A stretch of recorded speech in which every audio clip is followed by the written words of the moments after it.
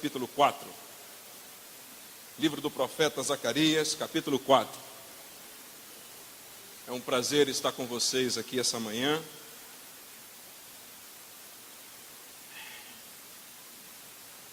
Quem quer mais de Deus, diga aleluia. Quem quer mais do seu Filho Jesus, diga glórias a Jesus. Quem quer mais do Espírito Santo, diga vem, ó Espírito. Amém. Se ele sentiu que é verdade, ele vem mesmo. Zacarias capítulo 4, a gente vai ler todo o capítulo rapidamente. Diz assim: e tornou o anjo que falava comigo e me despertou, como a um homem que é despertado do sono. E me disse: que vês? E eu disse: olho, e eis um castiçal todo de ouro, e um vaso de azeite no cimo, com as suas 7 lâmpadas, e cada lâmpada posta no cimo tinha 7 canudos. Versículo 3. E por cima dele 2 oliveiras, uma à direita do vaso de azeite e outra à sua esquerda. E falei, e disse ao anjo que falava comigo, dizendo: Senhor meu, o que é isto? Então respondeu o anjo que falava comigo e me disse: não sabes tu o que é isto? E eu disse: não, Senhor meu. E respondeu e me falou, dizendo: esta é a palavra do Senhor a Zorobabel, dizendo: não por força, nem por violência ou poder, mas pelo meu espírito, diz o Senhor dos exércitos. Quem és tu, ó monte grande, diante de Zorobabel? Serás uma campina, porque ele trará a primeira pedra com aclamações, graça, graça a ela. Versículo 8, e a pedra do Senhor veio de novo a mim dizendo, e a palavra do Senhor veio a mim de novo dizendo: as mãos de Zorobabel têm fundado esta casa, também as suas mãos a acabarão, para que saibais que o Senhor dos exércitos me enviou a vós. Porque quem despreza o dia das pequenas coisas? Pois esses se alegrarão, vendo o prumo na mão de Zorobabel, os 7 olhos do Senhor que discorrem por toda a terra. 11. Falei mais e disse-lhe que são as 2 oliveiras à direita do castiçal e à sua esquerda. E falando-lhe outra vez, disse que são aqueles 2 raminhos de oliveira que estão junto aos 2 tubos de ouro, diga ouro, e que vertem de si ouro, diga ouro. E ele me respondeu dizendo: não sabes o que é isto? E eu disse: não, Senhor meu. Versículo 14, último. Então ele disse: estes são os 2 filhos do óleo, que estão diante do Senhor de toda a terra. Amém, graças a Deus. Queridos, a gente vai ministrar hoje sobre os 2 filhos do óleo. Quem são os 2 filhos do óleo? Quando a gente olha esse texto, a gente vê que existe um contexto histórico por trás dessa palavra. Há 70 anos antes dessa palavra ser entregue a Zorobabel e entregue através do profeta Zacarias. Há 70 anos antes, Israel e Judá tinham sido completamente exterminados, tinham sido levados pelos babilônicos. Deus tinha espalhado todo o povo de Israel na face da terra.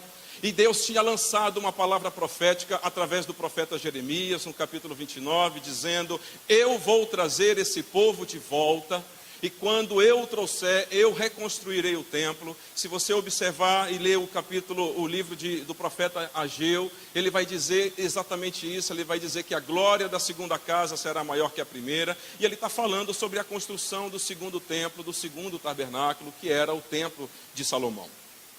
Então esse era o contexto histórico da época. E aí, se a gente parte então para um contexto contemporâneo de quando essa palavra foi profetizada em si, a gente observa que o contexto não era muito fácil.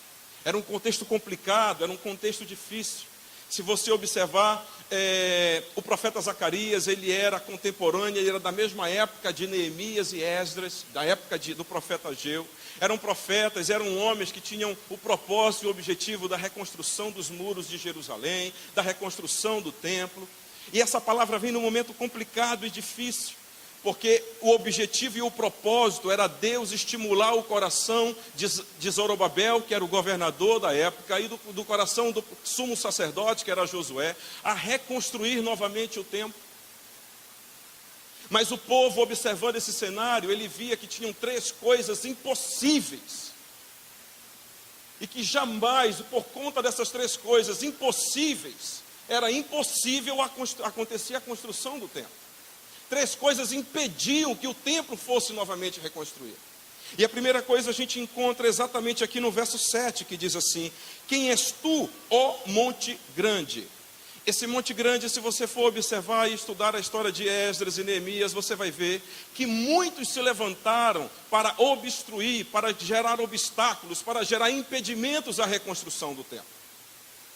Homens como Tobias, homens como Sanbalaque, homens que levaram a cabo, os próprios samaritanos levaram a cabo o propósito maligno de não reconstruir o templo. Então grandes eram os inimigos, mas Deus está dizendo através da sua palavra: ei, Zacarias, diz para Zorobabel o seguinte: nenhum monte, nenhum obstáculo vai ficar no meu caminho, eu vou transformar tudo em planície, e essa casa vai ser reconstruída, senão eu não me chamo Senhor dos Exércitos. E tinha então um segundo obstáculo que o povo observava e que era muito difícil. E esse obstáculo está no verso 10, que diz assim: porque quem despreza o dia das pequenas coisas. Se você for entender esse contexto, você vai observar que existiam muitos poucos homens para muito trabalho. Tinha muito poucas pessoas para servirem no exército, para proteger o momento da reconstrução, tanto que o povo segurava na espada com uma mão e na outra ele construía. Depois você lê a história. Tinha muito pouca gente para colocar a mão na massa e de fato começar a construir o templo. Então eram muito poucas as pessoas, e Deus através dessa palavra diz: ei, Zacarias, alerta a Zorobabel e alerta a Josué, que eu, o Senhor, sou o Deus das pequenas coisas. Lembra a ele, eu fico pensando ele dizendo: lembra, traz à memória que eu comecei a humanidade com um casal. Lembra a ele que eu dei vitória sobre Jericó com poucos homens. Lembra a ele que eu precisei só de 300 homens para destruir todo o exército dos midianitas junto com Gideão. Lembra a eles que eu precisei só de um homem chamado Davi para destruir toda uma nação de filisteus. Então Deus está dizendo: ei, eu acabei de eliminar a segunda impossibilidade aos olhos deles.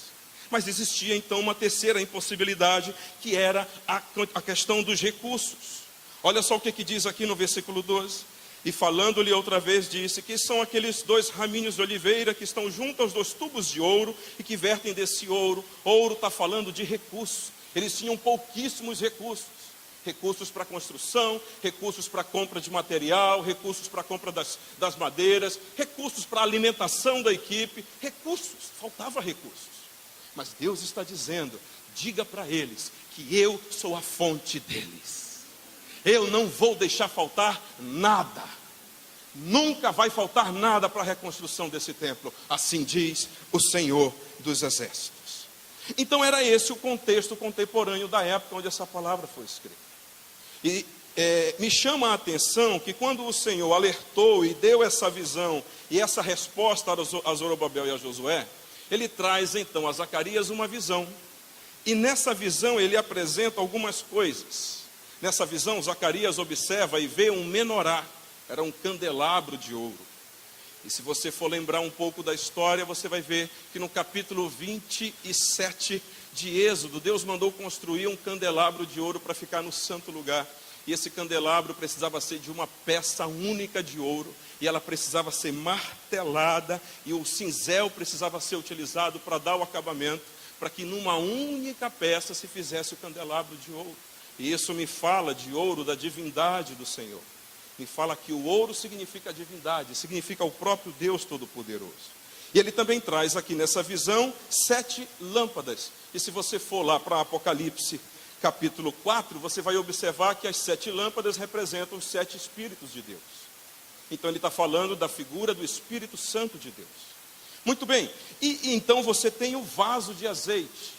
E esse vaso de azeite é interessante, porque se você for meditar na história, você vai ver que o vaso em si não tinha azeite.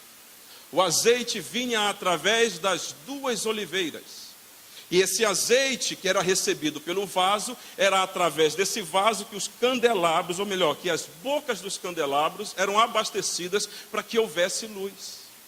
E essa visão ele teve, eu entendo então, que o vaso aqui, ou numa simples expressão chamada vasilha, se representa, no caso aqui, a Zorobabel. Porque perceba, Zorobabel era o que iria receber os recursos para a construção do templo. E me lembra também, queridos, a palavra do Senhor, quando Paulo ministra muito bem, dizendo: Deus não está à procura de vasos de ouro, nem vasos de prata. Deus está à procura de vasos de barro em que Ele possa usar. O vaso não tem ouro na visão, o vaso não tem prata, o vaso só recebe o azeite. O vaso sou eu e você. Está faltando azeite aí, Ele derrama sobre a tua vida. Muito bem, e aí dentro desse contexto temos também 2 tubos de ouro, que é o canal para abastecer o povo, para levar o azeite das oliveiras até o vaso. E esse tubo me fala da direção do Espírito, me fala da direção do Senhor Jesus. Muito bem.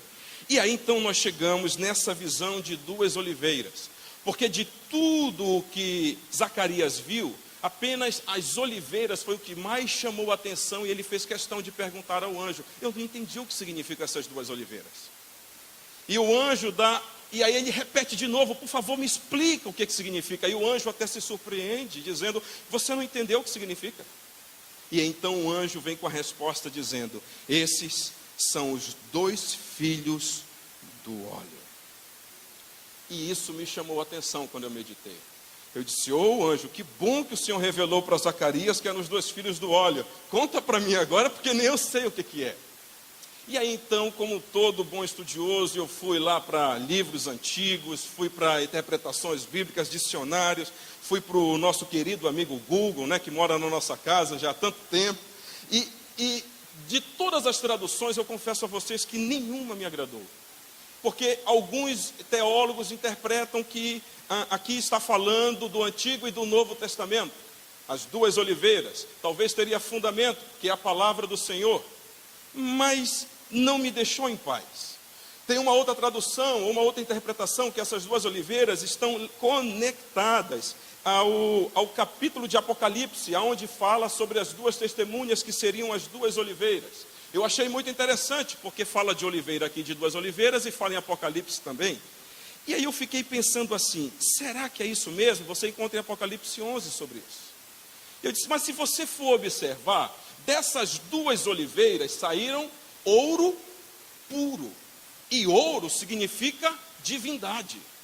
E da oliveira também, a gente sabe que Deus ele fala muito sobre oliveira lá no Antigo Testamento, falando sobre azeite. E nós sabemos que o azeite é sinal do Espírito Santo, é símbolo do Espírito Santo, é um elemento que simboliza a figura do Espírito. Eu disse: não estou conformado que sejam as 2 testemunhas.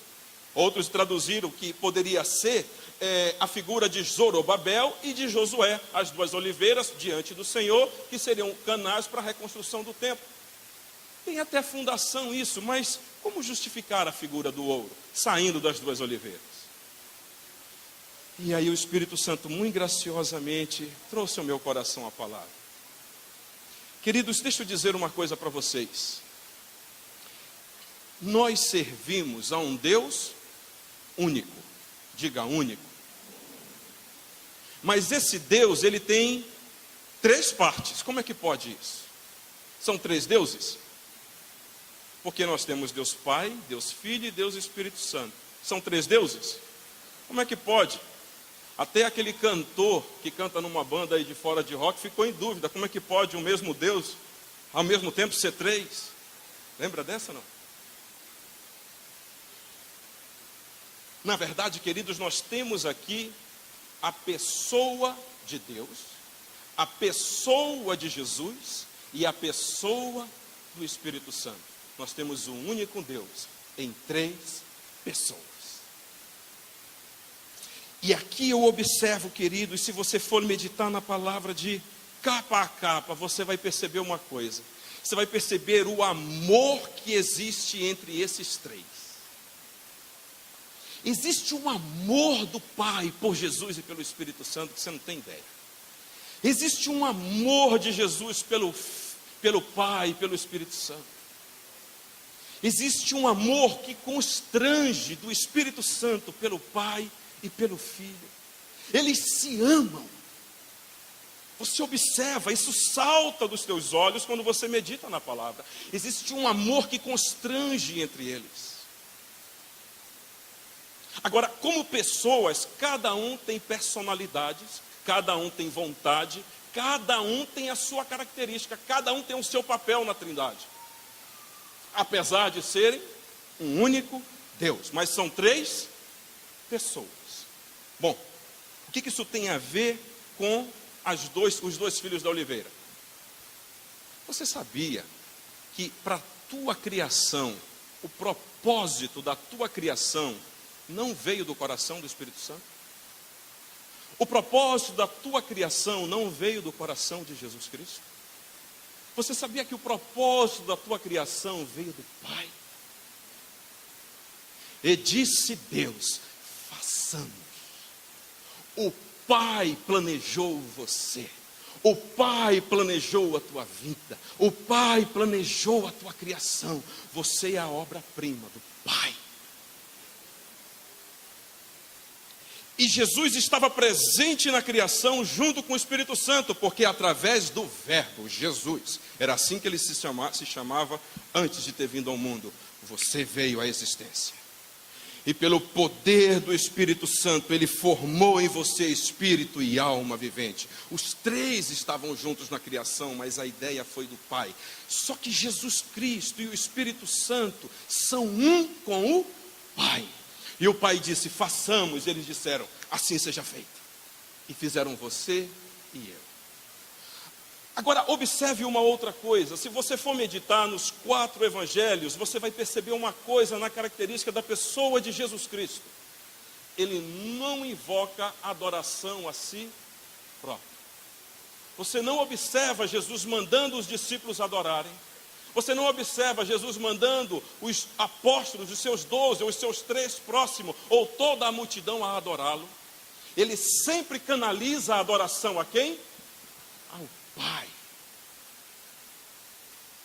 E nós estamos na época em que sobre nós está o Espírito Santo de Deus. Agora, se você observar, você não observa em nenhum momento da Escritura o Espírito Santo dizendo: me adore. Você sempre tem o Espírito Santo conduzindo a adoração a quem? Ao Pai e ao Filho. Isso me fala de humildade. Isso me fala de coração de servo. Isso me fala de 2 filhos da oliveira. Pode aplaudir ao Senhor.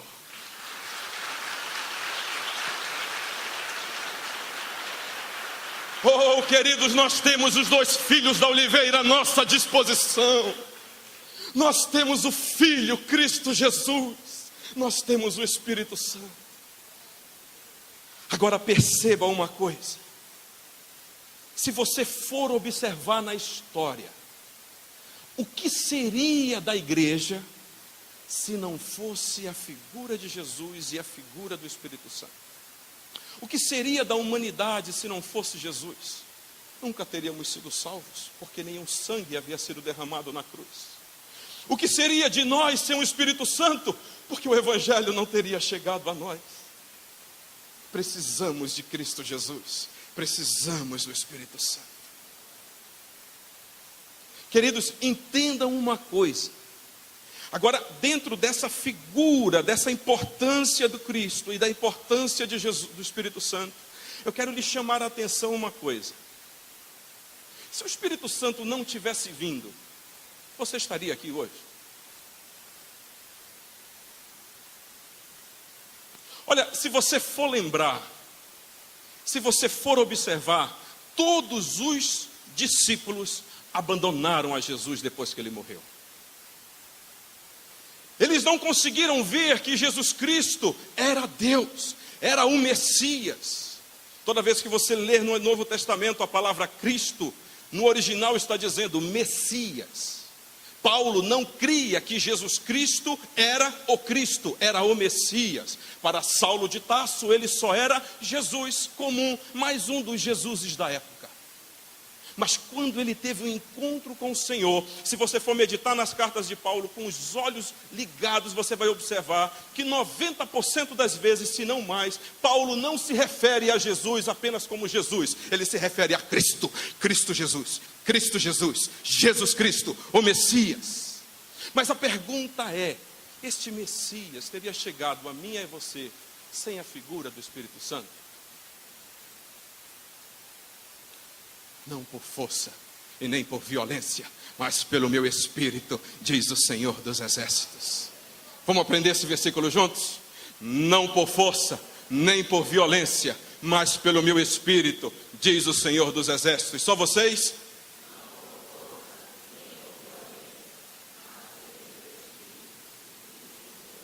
Nossa, vocês estão falando com uma vontade que até me arrepiei, ó.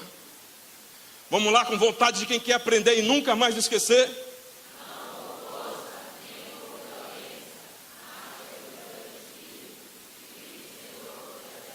Quando Jesus estava na terra, ele fez inúmeros milagres, mas nenhum dos milagres fez os discípulos acompanharem a ele. Todos foram embora. Como é possível isso? Como é possível? Eles viram Lázaro ressuscitar dos mortos.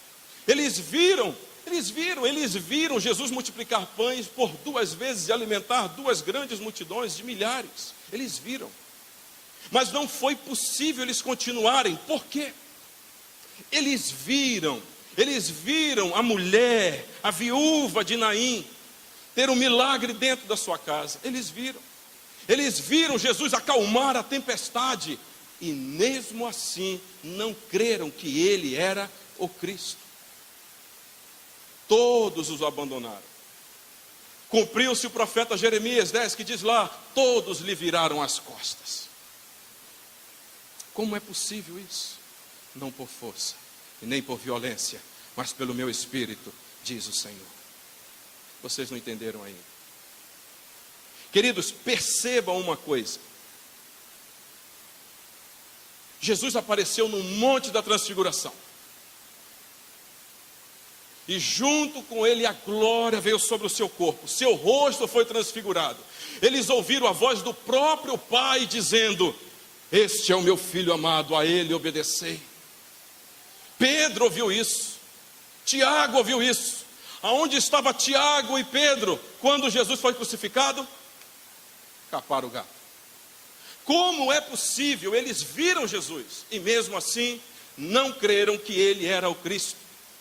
Deixa eu te dizer uma coisa, queridos. Aprenda isso. Nenhuma manifestação de poder que você observa na igreja ou fora, nenhuma manifestação de unção, de quebrantamento, de choro, de cair na presença de Deus, isso é muito importante, mas nada disso convence o homem do pecado. Você sabe o que convence o homem do pecado? Não por força, nem por violência, mas pelo meu Espírito, diz o Senhor dos Exércitos.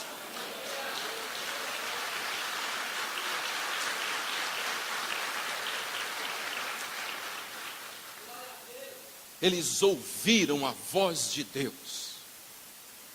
Você tem ideia do que isso significa? Eles ouviram a voz de Deus no batismo de Jesus.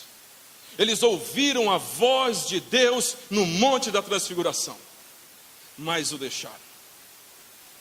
Eles ouviram a voz de Deus, inclusive na entrega dos 10 mandamentos. Você sabia disso? Quem foi que entregou os 10 mandamentos ao povo de Israel? Se você for meditar em Êxodo capítulo 20, Deuteronômio 5 e 6, Deuteronômio 9, Hebreus 12, depois você vai lá e procura, porque a gente não tem tempo para ler. Você vai descobrir que foi o próprio Deus, em voz audível, que entregou os 10 mandamentos ao povo. Oh!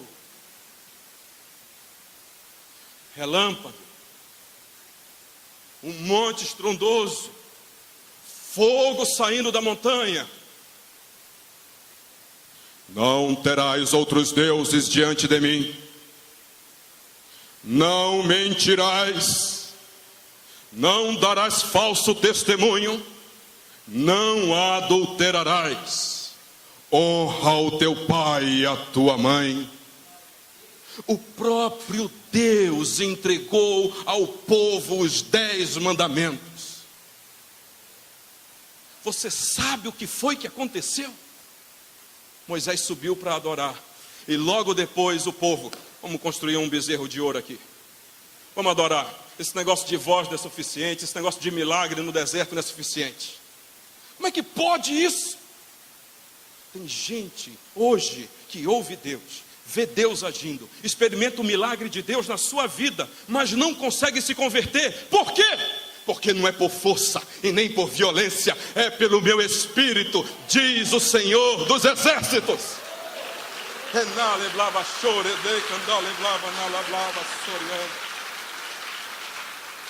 Nós precisamos do Espírito Santo. Se não fosse o Espírito Santo, o Evangelho não teria durado 1 ano. Jesus apareceu para 500 pessoas depois de ressuscitado. No cenáculo só tinha 120. Aonde estavam as 380? Mas você diz assim para mim: mas pastor, eu não entendo uma coisa, eu também não entendia.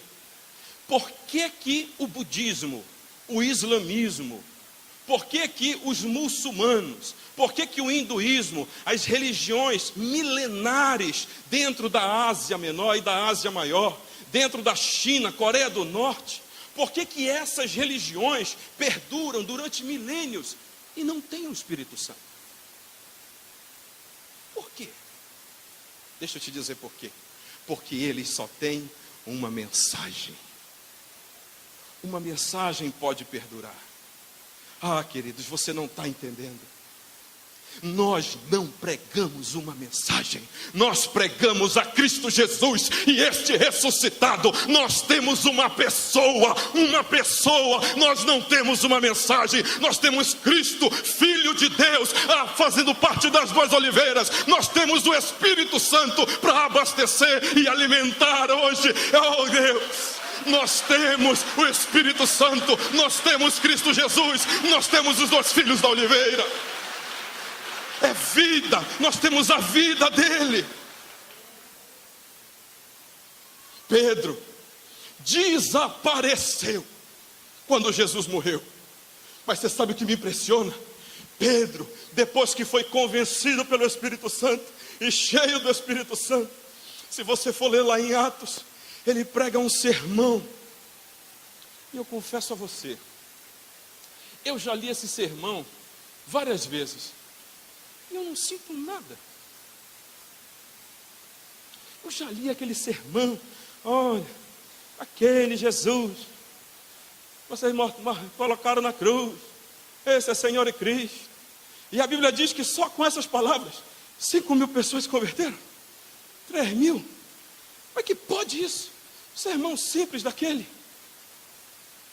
Não teve muita manifestação de poder. Só teve um monte de gente falando em língua estranha. Não é por força e nem por violência, é pelo Espírito Santo, diz o Senhor dos Exércitos. É só o Espírito Santo que é capaz de fazer isso. Só o Espírito Santo é capaz de fazer o homem morrer por ele. A história conta que quando Pedro estava prestes a ser morto, ele disse: eu não quero morrer como meu mestre. Eu agora, cheio do Espírito, eu dou a minha vida por ele. Me explica como é possível homens que desapareceram depois de alguns anos, homens que nunca o viram, morreram por ele. Como é possível? Como é possível hoje inúmeros missionários na China, na Coreia, na África morrem por amor a ele, nunca o viram? Você nunca viu Jesus. Você nunca ouviu a voz audível de Jesus na terra. Mas você está aqui hoje. Como isso é possível? Não é por força e nem por violência, é pelo meu Espírito, diz o Senhor dos Exércitos. É o Espírito Santo que te mantém aqui. É o Espírito Santo que te mantém vivo. É o Espírito Santo que te mantém aceso. É o Espírito Santo que te mantém firme. É o Espírito Santo que declara: ainda que falte recurso, ainda que você veja milhares ao teu redor, oh, não é por força e nem por violência, é pelo Espírito Santo. É Ele que revelou Jesus Cristo a nós. É Ele que mostrou o valioso poder do sangue da cruz. É Ele que trouxe a nós a convicção. Deixa eu te dizer uma coisa. Para mim, o Espírito Santo tem um ministério, pastor Deus. E o ministério dele é o ministério do convencimento. Jesus declarou em João 16 que Ele virá e vos convencerá do pecado, da justiça e do juízo. Você sabia que o próprio Espírito Santo é o que convence Deus com relação a você?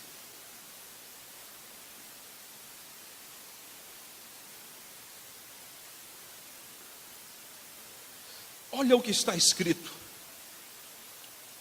Olha o que está escrito em Romanos. Vai lá comigo para Romanos. E eu não vou ler muitos textos hoje por causa do nosso tempo, e eu quero orar com vocês.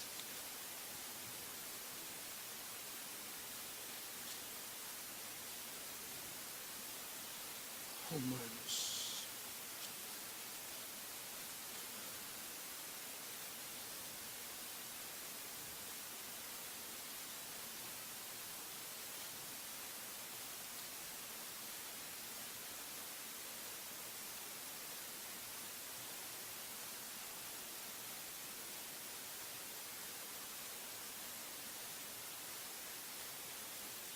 Romanos, ou melhor, desculpa, 1 Coríntios capítulo 2. 1 Coríntios 2, 10 e 11. Olha o que diz aí. Eu já estou encerrando. Mas Deus nos revelou pelo seu Espírito, porque o Espírito penetra todas as coisas de Deus, ainda as profundezas de Deus. Porque qual dos homens sabe as coisas do homem, senão o Espírito do homem que nele está? Assim também ninguém sabe, olha só, ninguém sabe as coisas de Deus, senão o Espírito de Deus.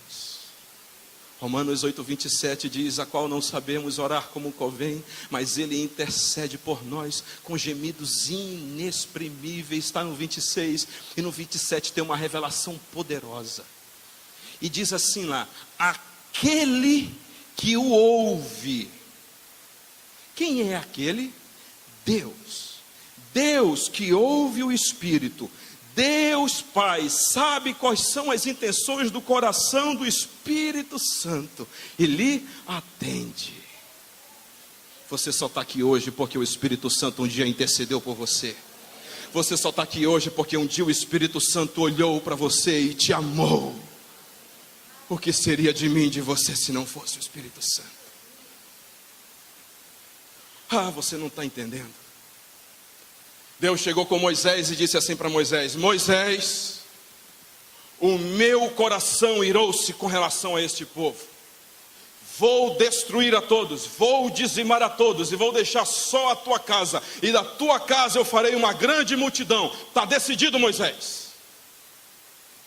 Moisés chega com Deus e diz assim: Senhor, não, se tu fizeres isso, o que dirão os povos? Irão blasfemar com relação ao teu nome, porque dirão que o Senhor teve poder para tirá-los, mas não teve poder para colocá-los na terra prometida.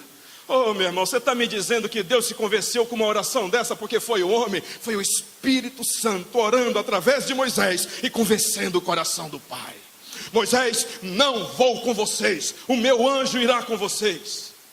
Deus, se o Senhor não for conosco, risca o meu nome do livro da vida. Você acha que um mortal ia dizer isso para Deus? Não ia dizer, meu irmão. Deus só atendeu a oração de Moisés porque o Espírito Santo, que sonda o coração de Deus, orou através de Moisés, e Deus disse: está feito. O que seria de nós se não fosse o Espírito Santo? O que seria de você se não fosse Ele? É por isso que Jesus declara: não entristeçais o Espírito Santo. Não entristeçam a quem eu amo tanto. Queridos, às vezes nós brincamos de ser cristãos. Às vezes nós brincamos de ser crente. Às vezes nós brincamos com as coisas de Deus.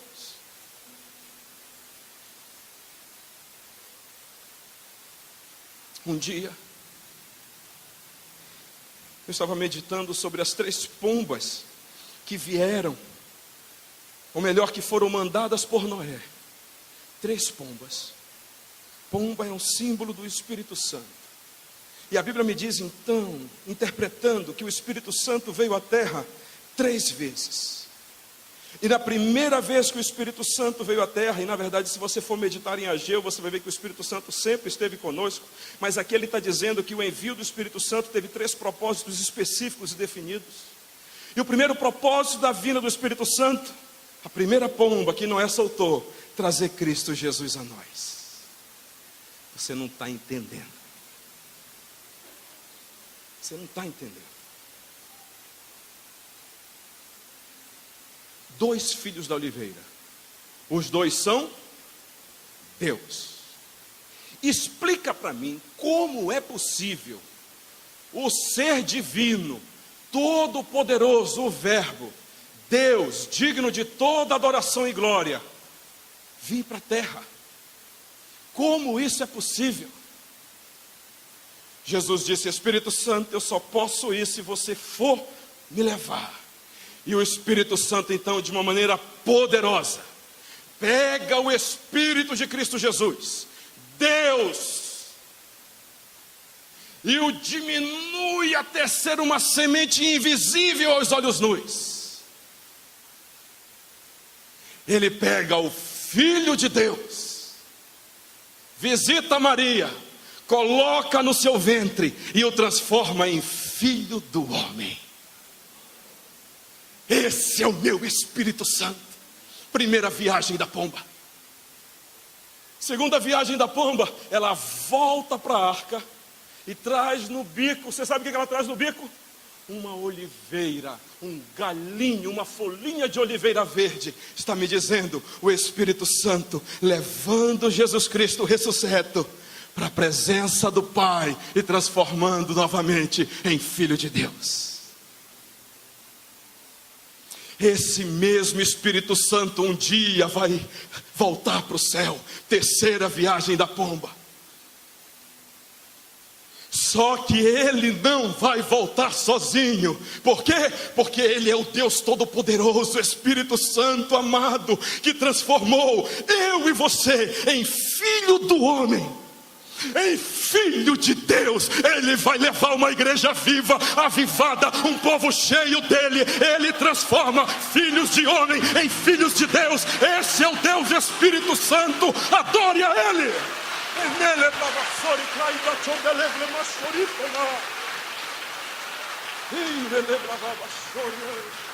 Fique de pé em nome de Jesus.